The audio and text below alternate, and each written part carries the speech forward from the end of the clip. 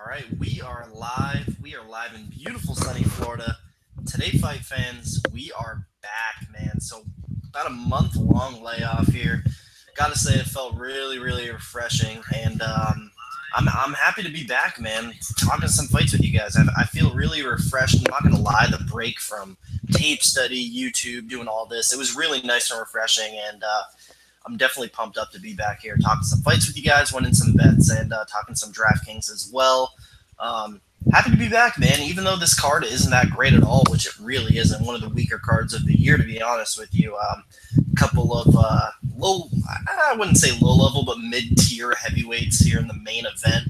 A couple good fights throughout the card. Don't really like the card from a betting perspective. I do have 4 plays. Props just came out. I did not see that. I wonder how long ago that was. But I was wondering when they were going to let out those bad boys. But yeah, man, just 4 plays. Probably all I'm going to have, just the 4 plays. Maybe a 5th. We'll see. But and then I do have just one lineup in DraftKings I decided to go with. It was really tough for me to make my lineup for this week, honestly. But I do have 6 that I wouldn't say completely solid on. There's one guy in there. I'm just wondering. I'm asking myself why he's on there, but I just needed another underdog slot. But we'll get into all that. My 4 plays, my DraftKings lineup. But we're gonna be breaking down this whole. I want to say it's a 12 fight card with you guys. So yeah, man, glad to be back. Let's do this thing. So the first fight of the night, we got T-Bolt Goatee plus 145 taking on Andrew Holbrook minus 165. 2 of the man, I don't really want to badmouth these guys, but 2 of the worst lightweights on the roster, man. It's pretty crazy to me when you take a guy like Andrew Holbrook and he's minus 165 against a guy that's actually fought in the UFC before, not just some guy off the street. T-Bolt Goatee is actually, counting his Ultimate Fighter fight, he's 0-4 in the UFC, man. The guy just cannot find a way to win. He pulled out of his last fight, I want to say either the day of or the day before that. I'm just not completely convinced that this guy's a fighter, man. That all being said, Andrew Holbrook is a fighter. He's a tough guy. He's got decent wins on his resume, and he is probably rightfully favored. I actually debated, do I want to put Andrew Holbrook in a parlay? Because, man, I really don't. He's the much tougher guy than Goatee here. He's probably going to be able to get takedowns. He's probably going to get the sub late. He's probably just going to grind him out for 3. But I don't know, man. I don't know. I am picking Andrew Holbrook. He probably should be able to get down Goatee. Goatee has really close to no takedown defense. Thing is here, man, Goatee is a striker, and Andrew Holbrook really does have a terrible chin, man. I believe in his 2 UFC, so he's 2-2 in the UFC, 500 fighter, nothing special. His 2 losses, he got knocked out in 21 seconds and 34 seconds. And his last loss, the 21-second knockout against Gregor Gillespie. Gregor Gillespie is a fantastic athlete, don't get me wrong, but he's a wrestler, and he went out there and knocked out Holbrook in 20 seconds. Goatee, he's a guy who actually is a striker, a guy who has a lot of early knockouts in his resume. I wouldn't be shocked at all if T-Bolt Goatee went in there and starched Andrew Holbrook really quick. Goatee needs this win. Holbrook doesn't need the win. He is coming off a loss, but he's not 0-4 in the UFC like T-Bolt Goatee. He's 2-2. So I feel like T-Bolt, he needs this win more. He's got the European crowd behind him. I mean, I really don't even know who to pick in this fight. I mean, my brain tells me Andrew Holbrook probably grinds him out and gets that sub late. That all being said, man, just the way I feel like T-Bolt Goatee wins this fight, if he's going to win this fight, he's probably going to starch Holbrook quick. I needed an extra underdog in my DraftKings lineup, so I took T-Bolt Goatee in my DraftKings lineup. He was only $7,400, and the thing is, if he goes out there and wins the way he should win, if he's going to win the fight, that's going to give me a shit ton of points, man, and it doesn't feel bad having a pick against Andrew Holbrook, so I'm not completely nervous or anything. Just put him in there, because if he goes out there and starches Holbrook in the first round, man, that's real nice for the DraftKings lineup and everything. So I am going to pick the underdog T-Bolt Goatee via first round KO, and I got him in DraftKings as well. But I'm not putting a bet on this guy. I don't want to do all that. But Goaty first round KO is my pick. So moving on here, man, we got Abdul Karim Edilov minus 700 taking on Boyan Milajovic plus 500. We all know Boyan. He's the guy that got starched by Francis Ngannou. He's the guy that got starched by Joachim Christensen. And now you got this guy, Abdul Karim Edilov, in making his UFC debut here, man. He's 16-4. He's pretty highly touted. The guy is he's been on quite the streak. Looking at his streak here, he went from 6-4 to 16-4. So the guy's on a 10-fight win streak. This looks like it's all 10 first-round finishes as well. And against some decent records too, man. 6-1, 12-5, 34-18, 5-1. Not the worst, but doesn't matter, man. He's got a win over Gadzimir Antigolov, man, who's a guy who's just making waves at 205. So Abdul, he's got so much upside. So he's got all kinds of combat background as well. The dude's, I mean, go on Tapology and look at this picture. I'm laughing at this picture that they have for him on his Tapology profile. He's standing in front of a really nice Mercedes. But yeah, Abdul should have this easily. Boyan really has absolutely nothing to offer except for punching power. So, man, I think Abdul can avoid the punching power, probably land takedowns on Boyan, beat him up in the ground. He's a much better grappler. He could get a submission. Nothing would surprise me here. I am very confident, though, that Abdul does get that finish, and probably very early in the first round. Looking at the props now, because I haven't even looked at them yet, Edilov wins inside the distance, minus 400. So that's unplayable. A funny little prop to do. Maybe Edilov wins by decision plus 750 just to give Boyan the benefit of the doubt, but that's probably not going to happen, man. Boyan's probably going to get finished here. Even the under 1.5 rounds is minus 185. So that all being said, I do have Abdul, and I know. I do have Abdul in a 3-leg parlay. Yes, I know, a 3-leg parlay, but I got him at minus 600. I threw him in there with 2 other big favorites. It's just a 1-unit parlay. I know 3 legs aren't something you want to be playing that much, and I've told many people not to do it, but I saw a possible 3-leg parlay at basically even money that I like a lot, and Abdul at minus 600 is in there, and my official pick is going to be Abdul Karim Edilov via a first-round TKO. Now, moving on here to another highly touted newcomer, man. We got Zabit Magomed Sharapov, minus 440, taking on Mike Santiago, plus 350. Mike Santiago coming in very short notice here.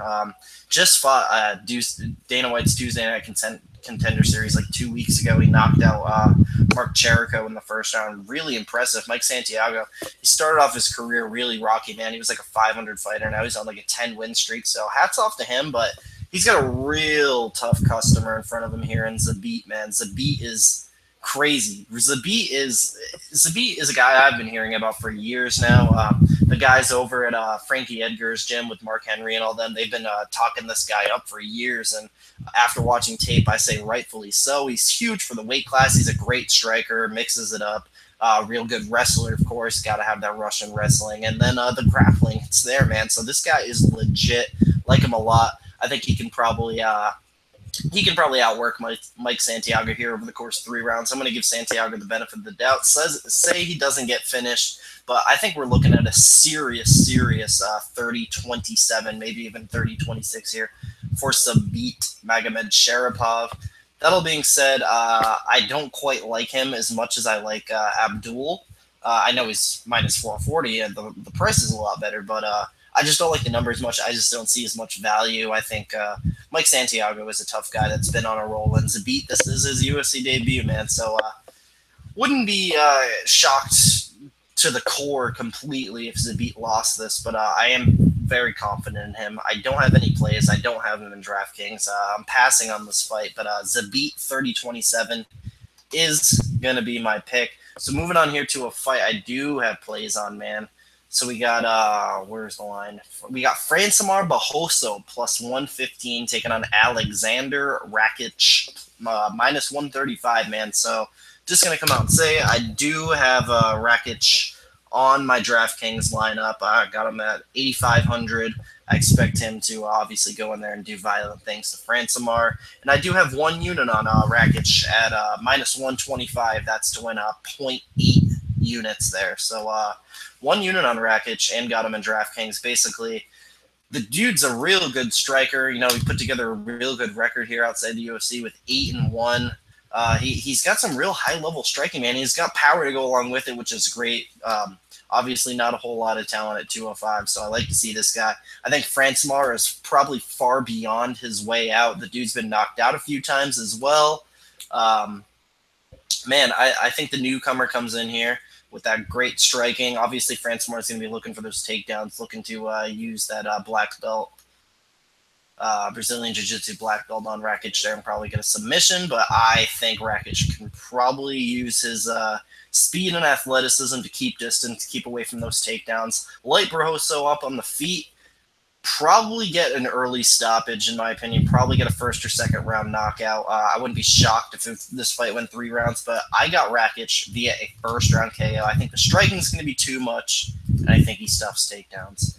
So 1 unit on Rakish, and I got him in DraftKings as well. So moving on here, man, this is an interesting one. We got Desmond Green plus 255 taking on Rustam Khabilov minus 310.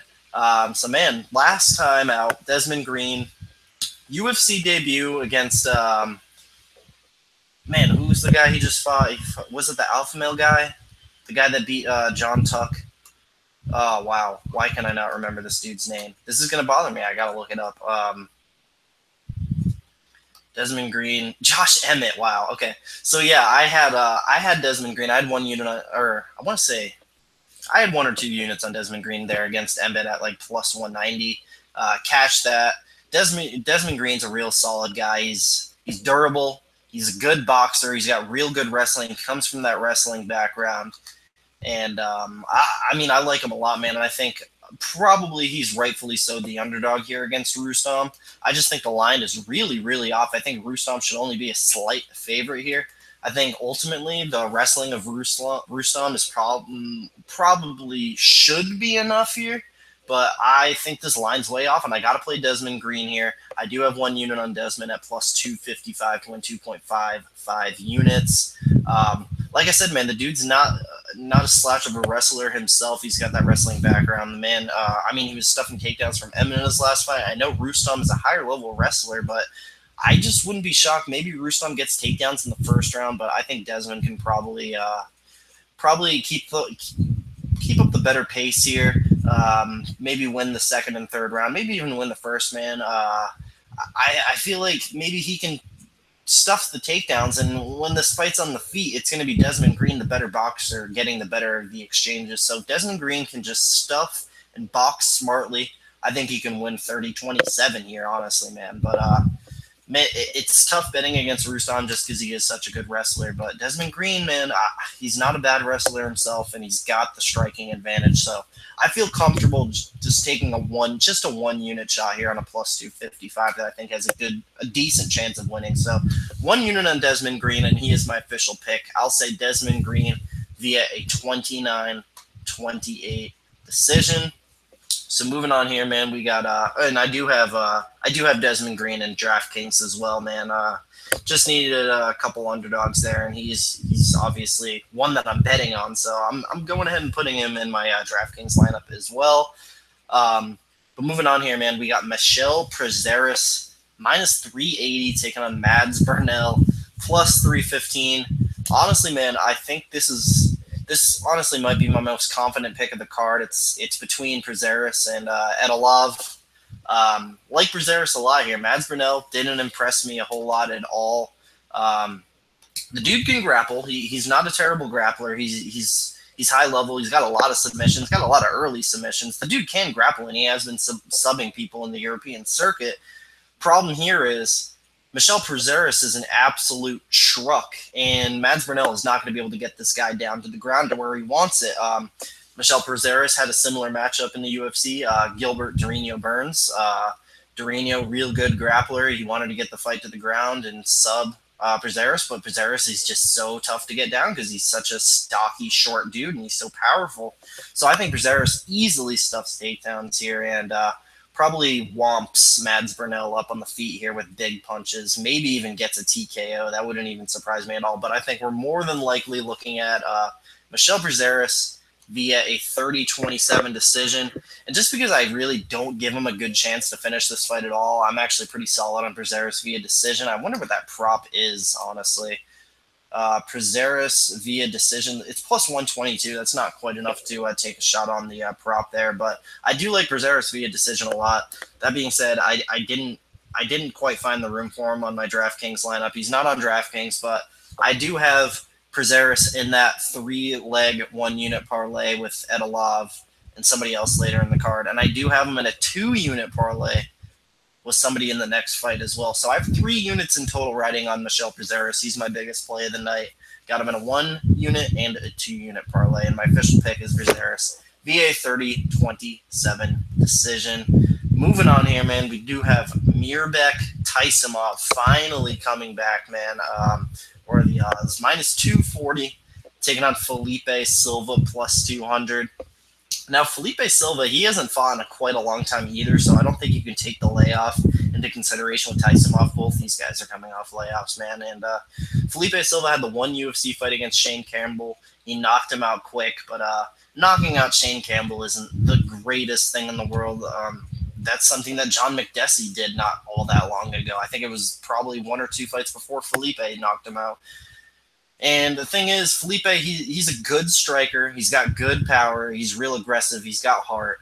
The thing is, if he comes in with that aggressive striking against Mirbek Taisimov, who's an absolute sniper of a striker and will put you on your ass and put you to sleep, I think Mirbek Taisimov catches Felipe Silva with a real nice counter here early.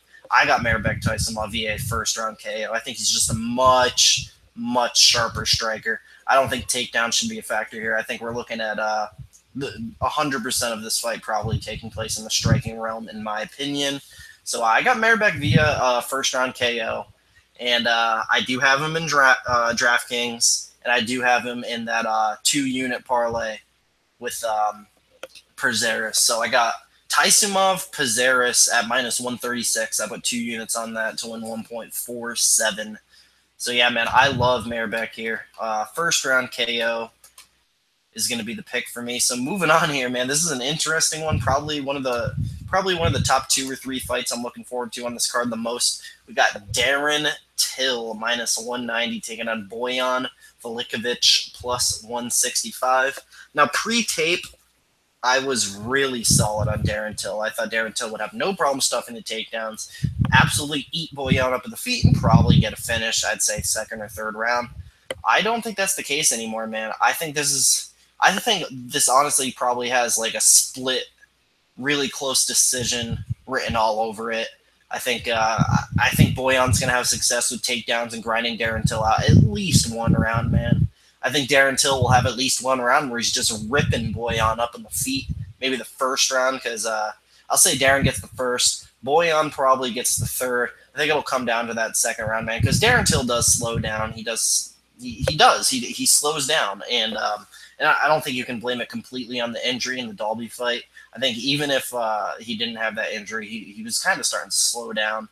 He's slowed down in other fights besides that anyway. And Boyan Velichkovich is a guy that doesn't slow down. Just got a third-round knockout over Nika Musoki, another upset. So I don't blame you at all for taking the dog money on Boyan Velichkovich here. I don't hate it at all. I actually admire the balls if you go out and bet him. But I'm passing on this fight altogether. I really don't know who to pick, man. So I do have just the one DraftKings lineup, but I've been switching guys around like the last couple days. I originally had Boyan in the DraftKings lineup, but I decided to take him out just because I think a finish is unlikely there. So I couldn't do it. But yeah, man, I think Darren Till, I'll give Darren Till the first and second round. I got Darren Till here via a 29-28 decision. This fight's just very, very close to me. So, I mean, with that all being said, I say take the 165 if you're going to bet on this fight, but I'm passing on it. But Darren Till 29-28 decision is the pick. Moving on to the main card here, and this is probably my favorite fight on the card here, man. We got Leon Rocky Edwards minus 275 taking on Brian Bam Bam Barbarina plus 235. Man, I like Rocky here quite a bit. I do like Rocky, man. I think he should arguably be a bigger price than minus 275. I think he's probably better than Brian Barbarina everywhere. I guess Brian, he's got the wrestling, but Leon's no slouch of a wrestler himself, which is why I say he's going to win this fight. I think Brian Barbarina is going to be looking for those takedowns to make this a grinding affair and grind Leon out on the ground, similar to how Kamaru Usman did. Problem is here, Brian Barbarina is actually a 155-pounder and doesn't have the size or wrestling that Kamaru Usman does. So I think Leon Edwards stuffs takedowns relatively easy here. And he's a much better boxer than Brian Barbarina. I think he picks Barbarina apart on the feet. I say 30-27 decision. Finish wouldn't surprise me, but I like Leon here quite a bit. I think he just picks Barbarina apart on the feet, and I think he can definitely stuff the takedown. So I got Leon here via 30-27. Brian Barbarina is a tough guy to bet against, and I just feel weird about betting Leon at such a high price here, even though I think he should be higher. So I just passed on this fight altogether, man. DraftKings betting altogether. But I am solid on Leon. If you want to parlay him up, I don't hate you for it. I say go for it. If you're looking for one more parlay piece, I say Leon. But yeah, man, my pick is Leon, 30-27 decision. Moving on here, we got Marion Reneau. Minus, where are the odds? I hate how they mix these up constantly. Minus 320 taking on Toledo de Oliveira, plus 260. I am very solid on Marion Reneau here. I actually had a underdog play on Marion Reneau against Jermaine Durandamy at plus 270 or something. I think it was plus 270, something along those lines. And yeah, I liked her against Jermaine, honestly. And then against this girl, Toledo de Oliveira, who's coming in short notice in a different continent. I know Marion Reneau, she's traveling as well, but not short notice. This girl, she 4-1, and the girls she beat, out of these 4 girls that she beat, 2 of them don't even have a Tapology page. This girl that she beat in her last fight, 4-6, and then the girl she beat in her pro debut, 3-4. The only girl that she's fought with a winning record is the only girl that she lost to, Juliana Velasquez, who's 1-0. And going and looking at tape, I mean, this girl really has nothing all that great to offer in the first place. I think Marion Reneau, she's been getting ready for this fight. This isn't short notice for her. She was getting trained up for Jermaine Durandamy. So I think Marion Reneau takes this fight. I think she can outstrike Toledo. I think she can take her down, out-grapple her. I think she has her way here with the newcomer. I like Marion here a lot. I'll say decision. Sub wouldn't surprise me. But I got Marion here via a 30-27 decision. I do have her in that 3-leg parlay with Edilov and Prazeres. So I got Edilov, Prazeres, Reneau, 1 unit at minus 101 to basically win 1 unit there. So I like Marion, man, and I think she probably gets it done via decision. Moving on to the co-main event here, man. I'm surprised this is the co-main event. This isn't even in like my top 4 or 5 fights in the card. We got Sire Bahadurzada minus 140 taking a Rob Wilkinson plus 120. I was intrigued. I was intrigued with what's his name, Wilkinson here. I was briefly intrigued just because I saw that undefeated record. I saw all those first round finishes. Sire is not the greatest fighter in the world. But then I watched the tape on Rob Wilkinson, and he's very basic. He's not good at all. He's not one of those upper echelon Australian fighters. And I think Sire, with that UFC experience, higher level experience altogether, dude has bombs for hands. The dude can grapple, and the dude has decent striking. He's a solid fighter. I think with the experience and the solid, well-rounded game, I think Sire probably gets this done. I'm not really sure how. Wouldn't be shocked if he knocked out Rob early. So I'm just going to say I got Bahadurzada via a first-round KO, but I'm passing from this fight altogether. Not really even looking forward to it a whole lot, but hopefully we see some Sire first-round knockout action there. So moving on to the main event of the evening, we got Alexander Volkov minus 120 taking on Stefan Skyscraper Struve plus 100.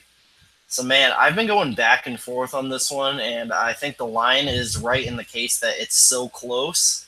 But I'm going with the dog here, man. I got Stefan Struve here for a couple of reasons. So, just looking through Alexander Volkov's record, I'm not entirely sold on the guy. He's okay. So we had those two just awful performances in Bellator against Tony Johnson in Czech Congo, where he was just getting taken down and repeatedly and beat up. And he has improved his takedown defense a little bit since then. He got that win against Tim Johnson. I thought he lost it, but he got the win, so credit to him. And then he beats Roy Nelson via decision in his last fight. So Timothy Johnson and Roy Nelson, not the greatest wins in the world. And then Stefan Struve. Stefan Struve is a guy that's been around for a long time. This is the first time Volkov isn't going to have such a gigantic reach and height advantage against guys.